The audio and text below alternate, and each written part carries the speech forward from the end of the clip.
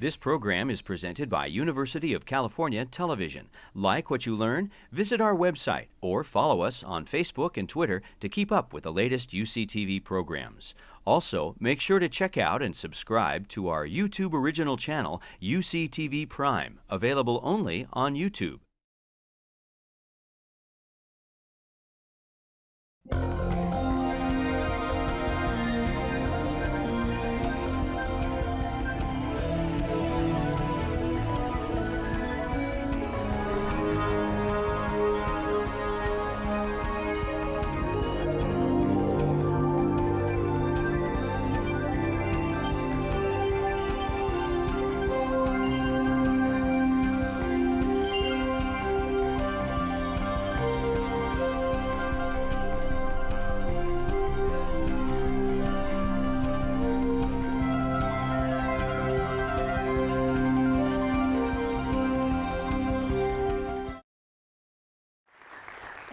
I've never had such a detailed introduction before, so thank you very much, John, and thank you for having me. I have to say, I'm very envious because where I went to school, as John said, in Ohio, we did not wear bathing suits and tank tops to class, so very envious of that, and the fact, obviously, that I wish I was back in college myself, but it's been many, many years, and I'll talk a little bit about that. But again, thank you very much for having me. So I'm not sure how many of you are aware, but tomorrow is a very, very, very big day. Anybody want to know why? Yes, exactly. So could be Facebook IPO, could be the largest IPO in history, putting the valuation of the company at $100 billion and Mark Zuckerberg at $24 billion. Sick. Unbelievable. How many of you seen the movie The Social Network?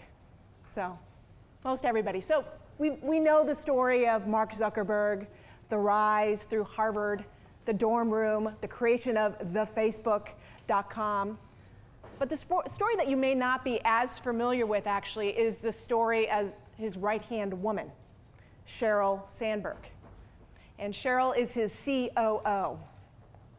And Sheryl, like Mark, grew up and actually went on to Harvard, which she grew up in Florida, always at the top of her class as a child. Went to Harvard both for her undergrad and graduate degree. And while she was at Harvard, she actually had the luck of crossing paths in one of her economics classes with the Larry Summers. Now, some of you may recognize the name Larry Summers from a couple different instances. He was actually at the World Bank.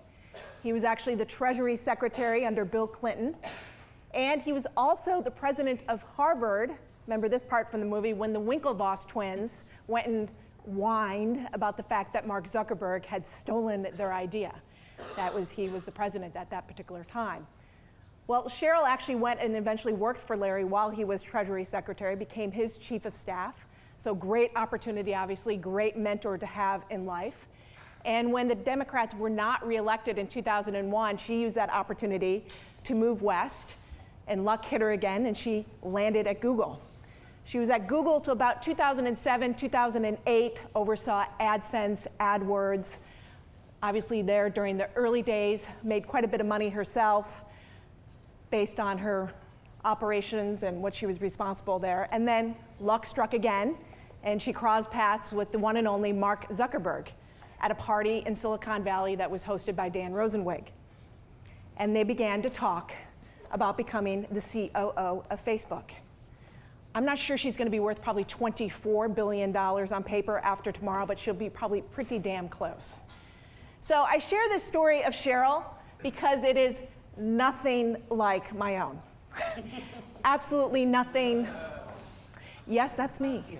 Yes, that's my hair. It's amazing that I have any left concerning the amount of chemicals that required. So I actually grew up on the other end of the weather spectrum, Sheryl in Florida, myself actually in beautiful Green Bay, Wisconsin. I can't say I was exactly at the top of my class. I like to say that I was in the top half of my class.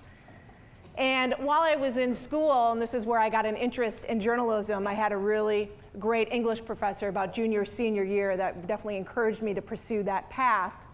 And so when I graduated from high school, not a great test taker, admittedly, when it came to SATs and ACTs. And so the best journalism school at the time, and probably still is Northwestern. I couldn't get in, nor could I afford it. So I went to the next best thing, which at that point in time was Ohio University. It was about 4th in the country in lovely Athens, Ohio. And Ohio University's greatest claim to fame is that it often gets confused with Ohio State University. So we have about 20,000 students versus 60,000 students. But it was a great time, and I definitely miss it and wish I was back there sometimes. Graduated in about 1994. And as John can attest, 1994 was not a great year for employment. It was really just before the internet age and the onset. We did not have a lot of employers lining up at campus recruiting students, and so we were all sending resumes out everywhere and anywhere that we could possibly get a job. I did end up finding something in journalism, and at that time I was really focused on trying to get something in public relations, sports marketing.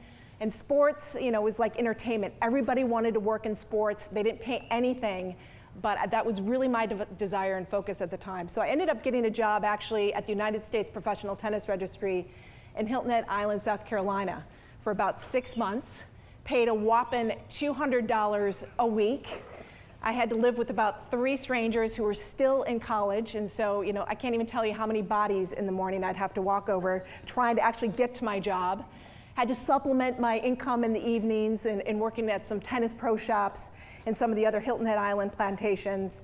And just like before, I was sending resumes everywhere trying to find a full-time job after my internship.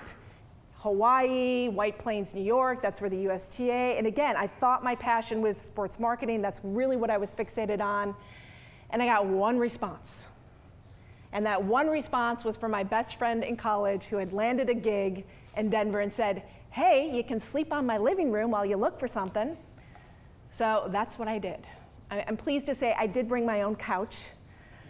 And I moved west to Denver, Colorado, and lived in her living room for a matter of months and temped, trying to find a job. Do people do that anymore, temp jobs? Has anybody ever done temp jobs where you go into these places and it could be a different place every day of the week, you just never know, you work through a temp agency? It has got to be, and correct me if I'm wrong, the loneliest existence on the planet. Because you go into these places and nobody knows how long you're going to be there, who the hell you are, what the heck you're doing, and so nobody really engages with you. But I got so lucky that one of the places that I was temping actually eventually offered me a full-time job. Was it in journalism? No. Was it in public relations? No. Was it in sports marketing? No. It was selling commercial printing. So going back to John's comment, great sales experience, really, really challenging. Their definition of lead generation or prospecting was literally opening the phone book and dialing for dollars, which is exactly what I did for the first 3 to 4 months. And those signs on office buildings that state, no solicitation, please, I ignored those, would walk in, put my collateral down.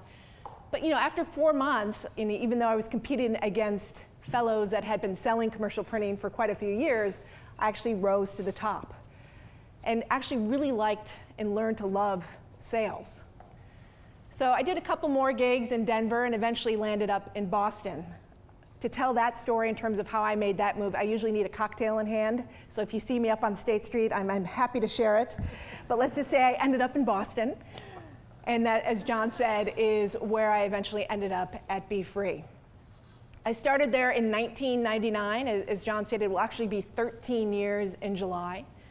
I started there as an advertiser account manager, working with some of their biggest accounts like BarnesandNoble.com. And then over the course of time, I landed into a couple management positions on both the advertiser side and the publisher side. And it was about 2007 that I was appointed president of Commission Junction. So what I would like to do today is to demonstrate to all of you that you don't need to be a member of the educated elite or possess the intellect of a Mark Zuckerberg to be successful. when I look back on my own career and I look back at those around me, and we also hire a lot of entry-level students, and as John said, I actually brought a couple of my colleagues that are doing quite a bit of recruiting right now. We have about 67 open requisitions in Santa Barbara and across the country.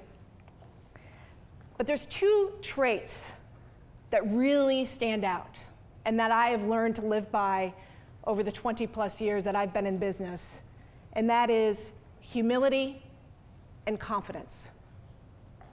And typically those two traits don't sit together.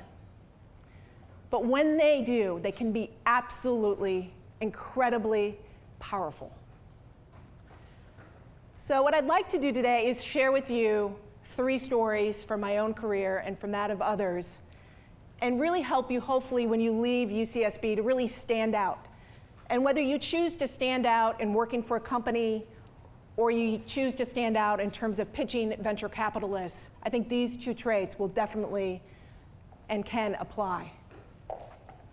Then, following the 3 stories, I'll definitely tell you a little bit more in terms of Commission Junction as an affiliate marketing company, technology, obviously competing against the likes of Google, and some of the things that we're up to in terms of online advertising, and obviously being a very hot space and an ever-evolving space. So I'll definitely end it there, and we can definitely take some questions. But the first story that I actually wanted to share with you was the first time that I had ever come to Santa Barbara. As mentioned, I started at BeFree in '99. As John mentioned, we got acquired by ValueClick, which is currently and still our parent company, in about 2002. And ValueClick actually proceeded to acquire Commission Junction, which at that time was our closest competitor in 2003. So over the course of 2004, 2005, we actually merged BeFree and Commission Junction together. We dropped the BeFree brand name, we dropped the platform, and it just became all one company of Commission Junction. So it was in about 2004 timeframe that I made my first trip out to Santa Barbara to visit the Commission Junction offices, to meet a lot of the folks. And I actually came with a colleague who we'll call Craig. And as soon as we crossed the threshold to the Commission Junction offices, it was immediately apparent to me that he and I had 2 very different agendas for the trip, because I did not see him that entire week. So that week I spent just trying to shake as many hands as possible, get to know as many people as possible. Commission Junction at that point in time had a very different philosophy about affiliate marketing than BeFree did. I was very curious in terms of why they chose that philosophy, how effective it was in the marketplace. They also had a segment of customers that we hadn't been very successful with to really learn. And again, so I got invited out to drinks and dinner and just met a lot of really great people. Well, I later learned that Craig pretty much spent his entire week in the executive arm of the Commission Junction offices trying to demonstrate his own expertise to the executives who at that time were Jeff Pollard, who is still local here to Santa Barbara, and tell them what he knew and what he thought his place should be within the company. Not exactly a lot of humility. So let's just say that Craig was no longer employed with us about 6 months later. So when the Commission Junction executive team actually came into, I'll say, power, for lack of a better word, over that of BeFree, and we started reporting into Jeff Pollard and the rest of his team, Craig was no longer. And I tell that story because I see it time and time again in business, and you'll quickly learn, whether it's your own company or you're working for somebody else, the only constant in business is change. And it's happening every day, every week, every month. But I'm still surprised by people's resistance to change. Digging in their heels, worried about themselves, get extremely territorial, versus embracing that change and having the humility and confidence to not feel threatened by others, but instead look at it as an opportunity to be able to learn from others. How can we make this a better company with better people who may have different skills than some of us?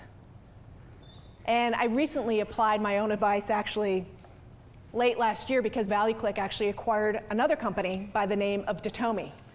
And they're a Chicago-based company, and I actually had the privilege of being part of the due diligence process.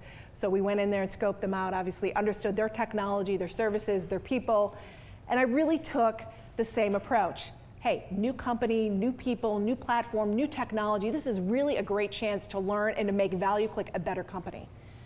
Well, I have to tell you, I'm so glad I took that approach because I am now reporting to the president of Datomi because he was recently promoted to the COO of ValueClick.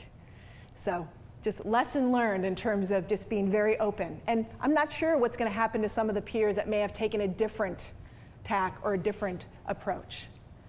So again, embracing change and having the humility and confidence to do so. So don't be scared. I see it way too often, and we're doing a lot of reassurance right now, even within Commission Junction, now that John Giuliani is the COO and he's now responsible for Commission Junction. And I get a lot of those questions. Well, what does this mean for me? No, what does this mean for Commission Junction? This is an opportunity. Second story I wanted to share as it relates to humility and confidence is that actually of my daughter, Peyton. She's 9 years old, and like most parents, we have enrolled her in a slew of activities over the years. So we've done soccer, we've done tennis, we just completed the softball season, and I have to say and admit to all of you here that it was incredibly painful. She sucks. There, I said it. She is just... But you know what? That's not the painful part. The painful part is my husband and I are sitting in the Beachlers and I'm looking out in the field and there's this one. You know, it's like, okay, fine, just kneel on the ground and pick up the grass. I feel better about that. But the lack of engagement, I'm not sure exactly what she's looking at, but she's not looking at the pitcher, she's not looking at the batter, she's not even looking at me. I have no idea. And I'm punching my husband's arm, like, look at that, why are we here? She's not engaged. This isn't her passion. And my husband laughs at me because it's like it's become the mother's mission to find Peyton's passion. And it's become this cliche, right? And you've probably heard it as college students time and time again. Find your passion. You will be successful if you can find your passion. And I guess I have a slightly different take on it because as I talked about earlier, when I was growing up in high school and in college and even after college, I was convinced that my passion was sports marketing. I wanted to be in sports. I grew up playing sports. I was always around sports. I wanted to be in sports marketing. That's how I wanted to apply my skills, and therefore that's what I was going to focus my entire career search on. But if you really break it down, I didn't want to do sports. And it really wasn't until I landed at Be Free at the age of 27, 28 years old that I really understood what my passion was. And when I started at Be Free and started working with clients and I started working with teams of people and I started thinking back to my childhood, it's like, oh yeah, I like getting up in front of people. I like presenting to clients. And I used to like presenting in front of my 7th grade class back in the day. I like managing people, just like I liked managing class projects back in the day when I was 9th, 10th grade. That's what I like to actually do. So really understanding and breaking down that passion and really redefining exactly what you want to do and what you like to do. I didn't want to do sports, and I have no doubt now, and looking back, that if I was sitting and analyzing and watching spreadsheets all day long in an awesome sports marketing firm, that I would be absolutely miserable. So I'm telling you this, and that's why I'm so fixated on Peyton and trying to find her passion. And admittedly, I have her signed up for literally about 20 camps this summer of all varying degrees of activities in search of trying to find something that she loves to do. So not getting so fixated on, oh, it's got to be a specific vertical or it's got to be a specific category. It's what do you like to do? Not all of us are as brilliant and genius as Mark Zuckerberg and know that we'd like to start programming, at the age of 10 or 11, or Bill Gates or Steve Jobs. But the rest of us, we do have a passion. It's just figuring out and defining that and really realizing what you like to do. So hopefully most of you know that already, and it doesn't take you until your late 20s to find it. But I know people in their 40s that still have not been able to find that. But maybe they're focused on the wrong thing. So don't make the same mistake that I did up until my late 20s. So my last and final story before we talk a little bit more about Commission Junction and some of the opportunities. And when I was initially preparing to come speak to you all, I was thinking about the importance of communication and being able to really effectively articulate your ideas and really getting other people to follow those ideas. And again, whether it's a new product or service that you have invented, you're trying to get money for, or whether it's working for a company and trying to lead a group of people. But the more I thought about it, and I have to say I've already learned from my new boss in this regard, it's not so much about communication. And one of our former presidents, LBJ, has a great quote in this regard. It's really about conviction. Conviction convinces. And it's really a segue into that passion. Part of the reason that Commission Junction is the #1 affiliate marketing provider is because I have a lot of conviction. Jen here has a lot of conviction. Isabel has a lot of conviction. And it's not so much that our technology is so much better than our competitors, but we have a lot of great tenure within the company, and that great tenure comes with great passion. And so when we get in front of customers, it's about having that conviction. So again, whatever you decide to do, whether it's your own product or your own company, make sure that whatever it may be, that you can possess that conviction, because it sells like nobody's business. And we actually just sat through an all-day training session with our new boss regarding Datomi and some of their new products. And John Giuliani has conviction when it comes to Datomi. And all the salespeople left that meeting all rah-rah about Datomi and selling that. I said, well, don't forget about selling affiliate too, but conviction. So again, humility and confidence. So critical to whatever career you may decide to pursue, and whether that's as an independent, as an entrepreneur, or working for a company. And I don't see it enough. Your ability to learn from others and embrace change, your ability to really have the confidence to be able to redefine or define your passion and pursue it, and then also being able to really use that to speak with conviction. So, again, we hire a lot of kids right out of school, and some stand out in the first 1, 2, 3, 4, 5 years, and some do not. It's just some little tips and tricks for you to kind of rise above the rest, because it's getting more and more competitive. So any questions on any of those pieces, and I'll talk a little bit more about Commission Junction and definitely apply some of these characteristics and skills, but then also talk a little bit from a technology standpoint. And this is also something which is great about Commission Junction, is that we actually work with a lot of entrepreneurs.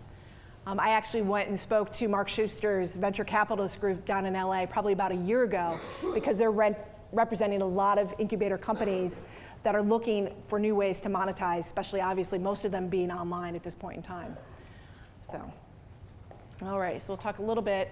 Do we want to take a question now, or if so, I want you guys to use the mic. Any questions? No? All right. So first of all, I'm very pleased to announce, I actually just did a recent tally internally, that we actually have 66 UCSB alum, which is awesome. So I myself, unfortunately, as you know, I'm not a gaucho, but we have many at the company. So it's about 20% of our overall population within the company, which is great. So, as John mentioned, we started Commission Junction at UCSB. We started in, remind me of the dorm, San Rafael. Dorm room is where it began. So Per Pedersen was actually the founder, along with Lex Cisney. And then Anders Bjoras, who's actually still our VP of Engineering, was also one of those three in the dorm room, kind of plugging away. Our first office was actually at the, near the airport in one of the office buildings in Goleta there as well. So we have definitely used UCSB as a foundation. And I'll talk a little bit more about affiliate marketing, but it's definitely a very niche industry. So it's very challenging for us to be able to hire folks outside or externally, even if they have online advertising experience, because we sit in a very different spectrum of the online marketing arena. And so we have actually found a lot more success being able to do a lot of promotion from within. So we actually like to bring students in right out of college and really groom them. I know we have Jen, there's a lot of folks in her teams that actually have started here, and they've been now here 6, 7, 8 years. So just to tell you a little bit more about who we work with and what we do, we have about 400 employees worldwide. We have about just over 300 here in North America. As John stated, we have about 7 different offices across the United States, which has been great because there's been a lot of folks that think that they want to stay in Santa Barbara right after school, and then they get to that, 25, 26, 27, they want to venture out again.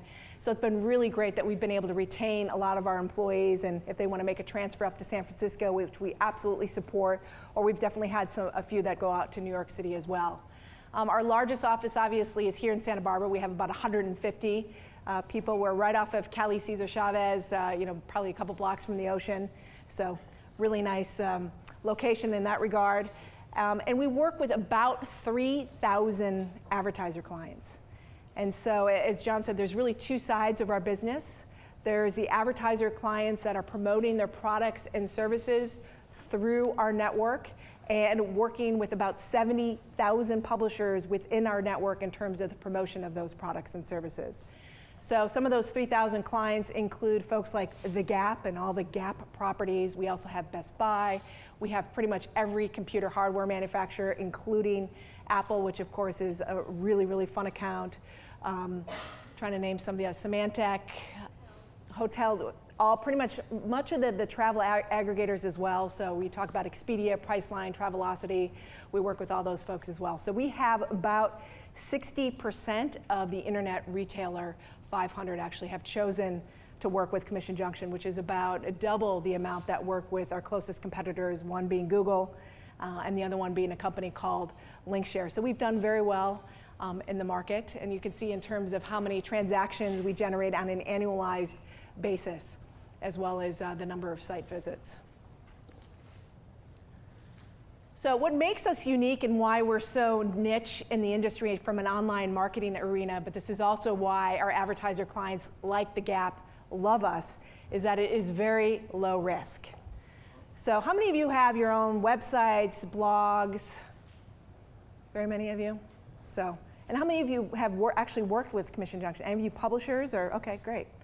So you know. So what makes us really unique is the sense that most online advertising, you're paying for eyeballs. Hey, if somebody we think looks at that ad, whether they did or not, the advertiser's paying for that. If they click on the ad, they're paying for that. We don't engage in those models. The model that we engaged in is that the advertisers do not pay unless the consumer that has visited that site has made a purchase or populated a lead form. That is the only time that the advertiser has to pay. So as you can imagine, it's very low risk for the advertiser because they're not paying unless a sale is made. For the publisher, there's a lot of risk, but they get to work with a lot of really big brands. So what we've seen with a lot of new publisher websites, whether it be ShopStyle, we've worked with Pose.com, we've worked with Pinterest, is that they don't have to have this huge sales and business development team going out and trying to connect with these advertisers and getting them to advertise on their site. They can work through networks like Commission Junction. So they get scale. They get business development help. So they can join our network and immediately they'll have access to these 3,000 advertisers.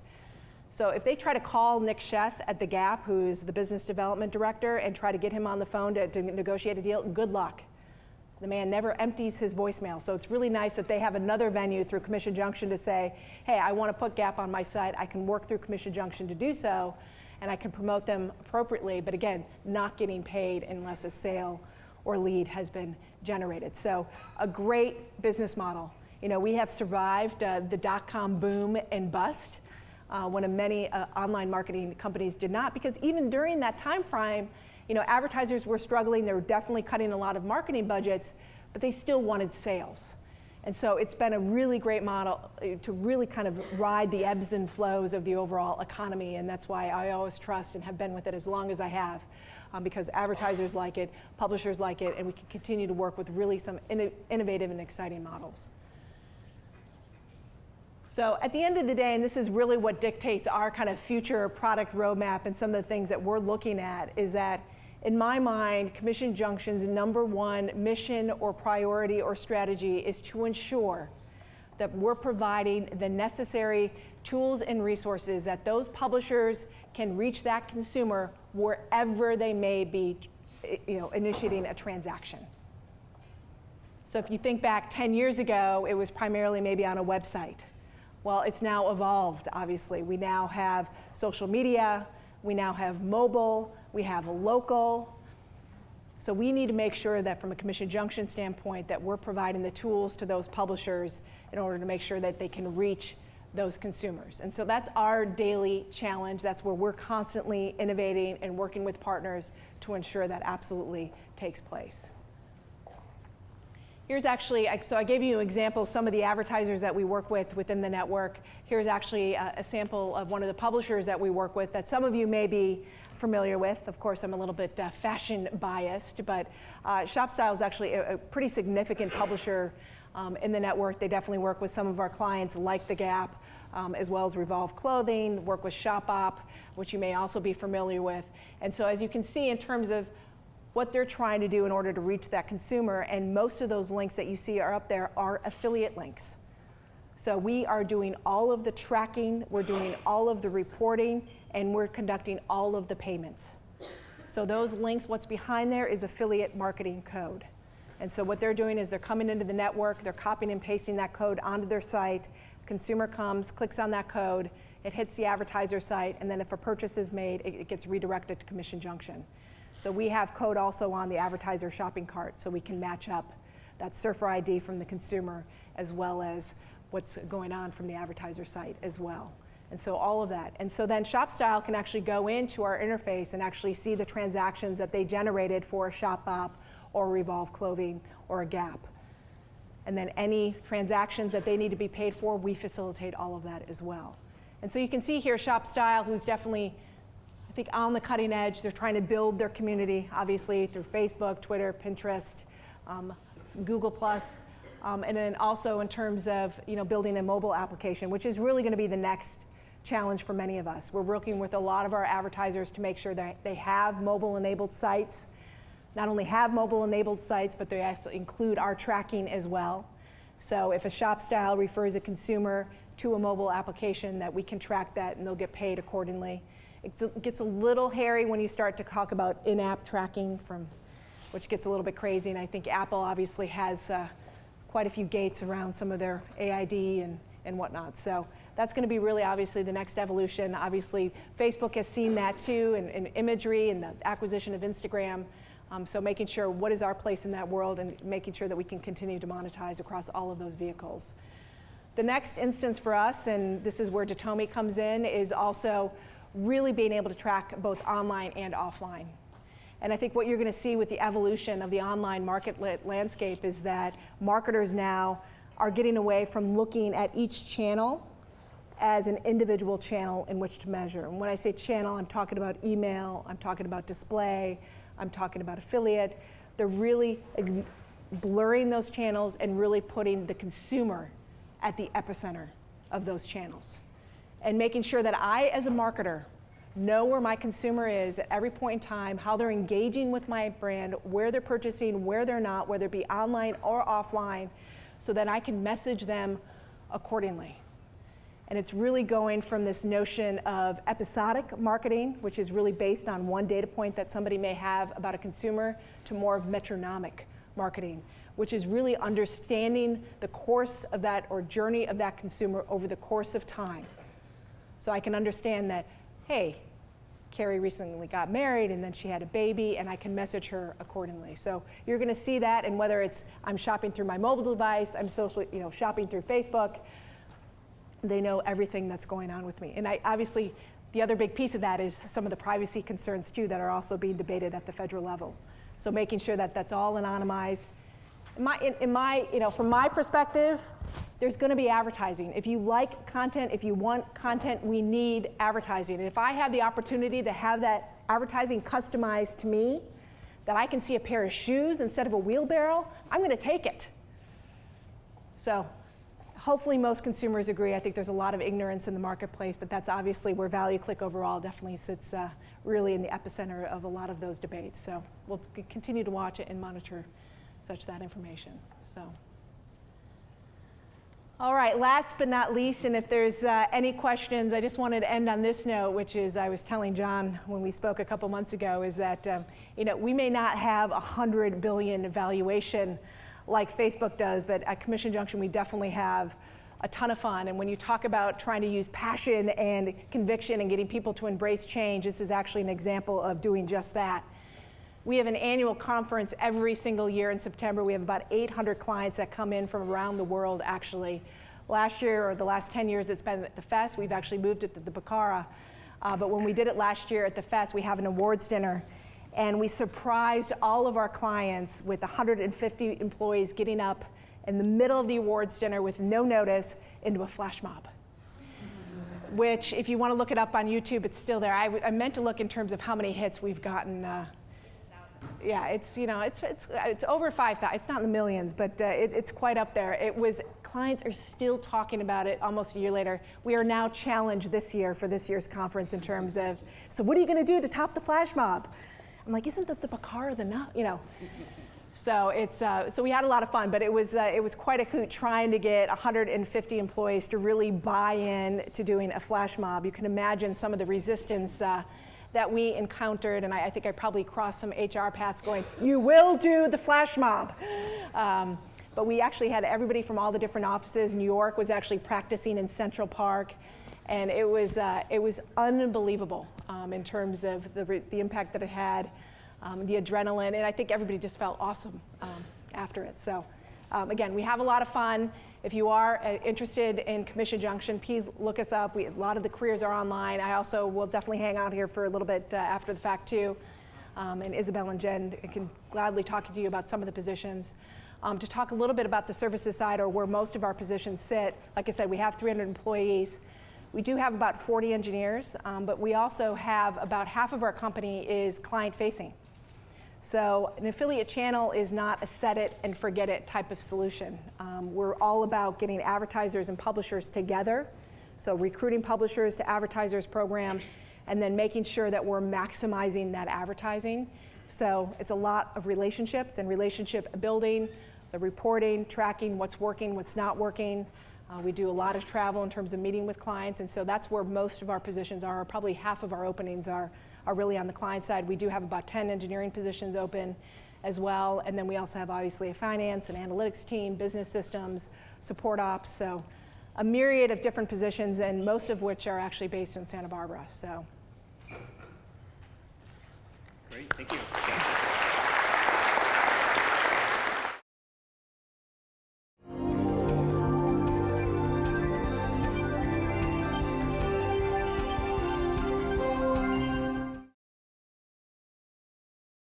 Kerri, I have a question while I'm walking over there. Okay.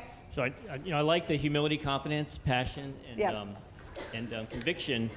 But since a lot of these folks are going to be graduating and job interviewing, do you have any sort of I wouldn't say horror stories, but just things they should absolutely avoid in an interview? I'm sure you've seen quite a few. Yeah, it still kills me. And I mean, I've been recently interviewing a position on the executive team. And so, these are senior level folks. They probably have close to 15, sometimes 20 years of experience. And the lack of homework I mean, we actually did a group interview where we actually brought in a candidate. First of all, he was 15 minutes late. Like basic stuff, like at your level, dude. It's like, really? So 15 minutes late. He knew everybody that was going to be in the panel interview. So, with LinkedIn, with Google, there's like no excuse at this point in time. And, my approach would have been, okay, I'm gonna know everything that I can about everybody that I'm interviewing with. And I'm gonna actually make reference to it throughout the course of the interview so they know that I've done my homework. None of that was done. And then again, with the internet and everything and all the information, we put a lot out there in terms of our websites, our marketing collateral, the clients that we work with, some of the business strategies that we're working on. I've done interviews with publications, Jen's done interviews. There's so much information that you should really know what we're focused on, especially if it's your second or third time in. But again, the lack of homework and people's just thinking that they can wing it, just the lack of preparation. And again, if they don't have that confidence then about the people that they're meeting with or your business, there's no conviction, right? You can't really speak to, hey, I am the best person for this job and this position, and this is the value that I can add to your company, and this is why. That only comes with prep. That only comes with homework. And again, it sounds so well, of course, Harry, you need to, but I would say 8 out of 10 times, people do not do it. No, I was always amazed the number of people that say they love Go to My PC, and then when I asked them what they loved about it, they were just staring at me stone-faced. They had no idea. So here's a recommendation that I give the students in my entrepreneurship class. For a company like Commission Junction that's here in Santa Barbara, you should be on LinkedIn, find someone who's relatively young, invite them to coffee, sit down with them, and ask them, hey, what's it like to work there? And that way, when you go into that interview, you will blow them away, because you'll say, oh yeah, I met with John for coffee, and I really love the fact that you guys do the following, and that's really motivated me. It's why I want to work here. That will put you miles above the people that walk in and go, yeah, I saw it on Craigslist, and what do you guys do? Yeah. Anyway, we've got a question over here. Yeah, I was curious as to how you envision mobile advertising strategy shifting as more users shift from using their computers as a platform to their mobile devices. Yeah, I mean, it's always interesting. And what kind of kills me too is that I really don't consider your iPad or any tablet to be a mobile device. I mean, in my mind, that's really the extension of the desktop. And from Commission Junction's perspective, again, we're not just interested in the browsing aspect. We want people to actually be making a purchase. And so when you look at just smartphones and people making a purchase, how many people have done, and it almost goes back to the start of the internet in terms of where people's comfort level was. And so if you think about the start of the internet, it was about music, it was about books. That's why Amazon was one of the first affiliate programs. Barnes & Noble was quickly to follow. I think you're going to see the same thing, obviously, with the smartphones in terms of purchase activity. I'm a little bit worried about the fact that one of our clients, Best Buy, has now become Best to Browse, right? So people are in there with their mobile devices and browsing, all the products that they're looking at, touching and feeling, and then going back to Amazon and doing Amazon Prime to get it shipped there. So still obviously a lot of browsing activity, a lot of branding and awareness. I think we're starting to see some levels of engagement. It does get a little bit tricky because there's really some restrictions in terms of what can and cannot be tracked, especially going from in-app. So we're still trying to really figure a lot of those pieces out. But for a lot of us, it's just even advertisers still having a mobile experience. When somebody's, especially e-commerce related. So that's definitely where we're focused on. But absolutely, it is coming. It's coming. We had been saying it was like the year of the mobile device, literally for like the last 7 years. And I finally said this past year at our conference, I'm like, it's here. And we need to prepare for it. And we have a lot of publishers, which is great, actually building out their own mobile presences, mobile apps, and working with advertisers. But people are still, trying to figure it out, definitely. Hi. You said you enjoy managing people, and I was wondering if maybe you could share with us some of your personal philosophies behind managing people, and maybe like the amount of people you work with on a day-to-day basis, things like that. Yeah, should have you guys answer that. Personal philosophies on managing people. No, that's a really good question. And unfortunately, I have to say, it was when I joined Be Free, it was kind of in hyper-growth mode. And so you don't have a lot of great management. I know in startup environments as well, everybody's just moving so fast and furious and heads down, and we think about being a good manager and effectively managing people. So I can't say that I had a ton of great role models, which is somewhat scary, and I'm really trying to do things differently at Commission Junction because, bad managers, that's one of the #1 reasons why people leave companies is because of their manager. And so you're really impacting people's livelihoods. But I think my biggest philosophy too is that you can't treat everyone the same. And I think one of the biggest mistakes that I see from even some of our senior managers is that they often treat and manage people how they like to be treated and managed. And so when you think about IQ, yes, that's important in business, but in my mind, I also live much more by EQ, the emotional quotient, and really being able to be empathetic, putting yourself in their shoes and understanding the reaction to whether you're delivering good news or bad news. We're also trying to invest more so too in a lot of our managers, which is also a different skill, is it's just not managing the day-to-day, but keeping employees happy and retained and motivated. It's really about working with them on their career development as well. So even if there's not that immediate next step or opening for them, how do I continue to challenge them in terms of special projects, other opportunities, other divisions of the company, if that's an opportunity. And I actually read a great article, and I don't know if John's read it as well through the Harvard Business Review, but that's something that we've definitely instilled, at least at the executive level, and it was in Harvard Business Review not too long ago, and that's about progress. That the biggest motivator for employees is the recognition of progress.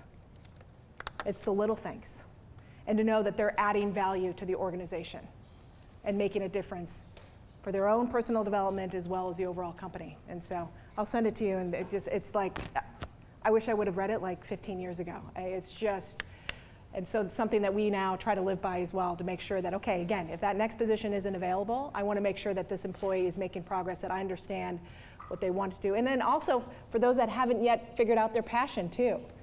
We've played around with concepts of trying to rotate employees into different areas of the business so they don't have the same reaction like Peyton does out in the outfield in terms of lack of engagement and not motivated. And unfortunately, and I'd love to say that, hey, all of our employees are absolutely motivated and engaged and have found their passion. Absolutely not. So that's always going to be a continuous challenge for us.